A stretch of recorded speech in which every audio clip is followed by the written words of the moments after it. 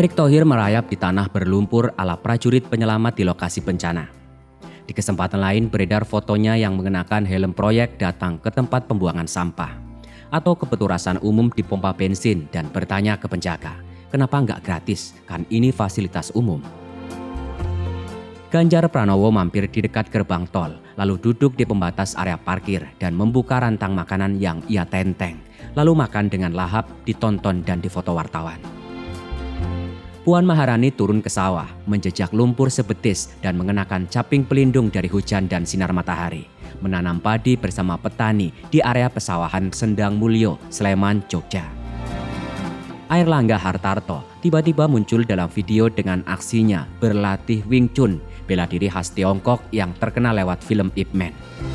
Airlangga menendang boneka kayu Wing Chun seolah-olah tengah memainkan pukulan dan elakan pada seorang lawan dengan tenaga dalam. Gaya, tampilan, dan busana yang dikenakannya mengingatkan saya pada aktor Hong Kong legendaris Sammo Hung. Meski menjabat Ketua PB Wushu Indonesia yang membawai para pendekar kungfu di tanah air, gaya Airlangga berlatih Wing Chun terlihat canggung dan kurang bertenaga. Dan lain-lain dan tokoh-tokoh lain. Lain tokoh, lain gaya, tapi sama juga yang saya tangkap, upaya membentuk citra diri yang merakyat, menggeluti keseharian halayak, menekuri kegemaran publik. Dan satu lagi, sepertinya semua hendak menempuh gaya Jokowi yang melekat sedari dulu kepadanya. Turun ke sawah, masuk selokan, naik sepeda motor dan seterusnya. Mereka lupa pada satu hal. Jokowi memang sudah begitu tampang dan gerak tubuhnya, kurus, tirus, wajah Melayu pinggiran, dan sedari kecil hidup di bantaran kali bersama orang banyak.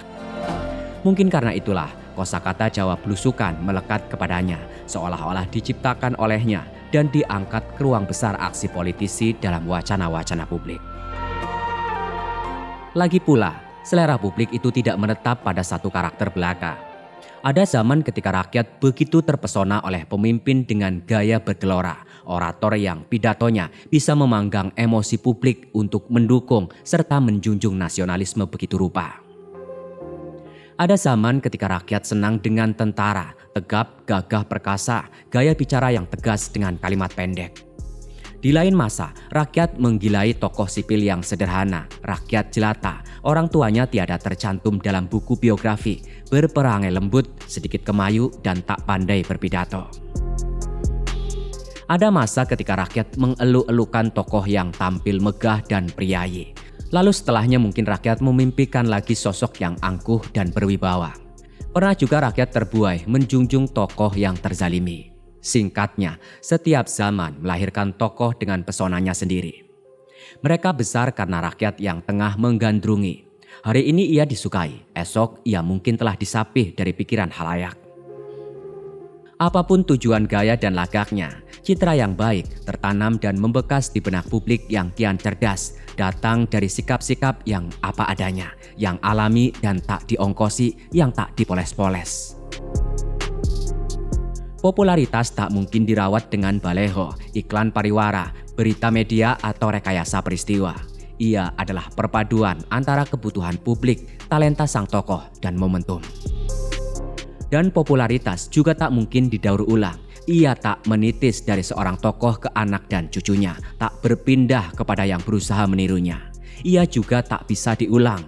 Popularitas itu berjubah momentum. Jika jubahnya berganti, hilang pula kesempatan memanen buah ketenaran. Sejuta kata-kata, berkuas-kuas kosmetika, bahkan dukungan topan badai media sosial tak akan mengubah bayangan dirimu yang sesungguhnya. Jadilah dirimu sendiri, tuan dan puan.